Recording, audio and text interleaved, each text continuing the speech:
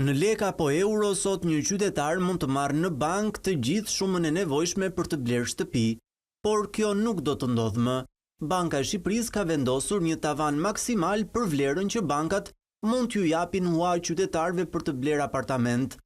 Maksimumi i huas në raport me vlerën e kolateralit për monedhën lek do t'jetë 85% për shtëpinë e parë dhe 80% për shtëpinë e dytë ose për shtëpitë e dhëna me qira për monedhën lek.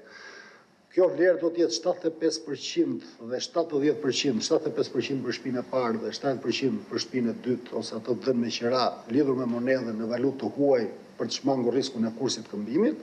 Ndryshime ka edhe në drejtim të kësteve mujore të kredive që qytetarët do t'i paguajnë bankës për huan e marrë. Kërsti ndaj të ardhurave si raport do t'jetë në nivelin 40%, pra 40% do t'jetë vlera e këstit ndaj të ardhura për monedhën lek dhe 35% për monedhën në valutë huaj.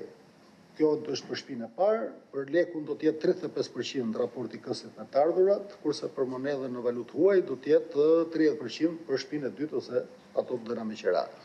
Lufta tregtare e tarifave doganore të Donald Trump dhe konflikti Rusi-Ukrainë po rrezikojnë një valë tjetër inflacionit të shoqëruar me ulje të investimeve në ekonomitë globale përfshirë edhe Shqipërinë. Këtë paralajmëron Banka Qendrore që thotë se kjo situatë po rrit pasigurinë në përtregje. Tensioneve gjeopolitike dhe pasiguria në lidhje me politika tregtare dhe ekonomike mund të ketë implikime të rëndësishme për ekonominë globale në përgjithësi dhe atë europiane në veçantë. Me gjithë inflacionin e kthyer nën objektiv madje prej kohësh, norma baze e interesit do të mbese pa ndryshuar në 2.75% edhe për të paktën një muaj.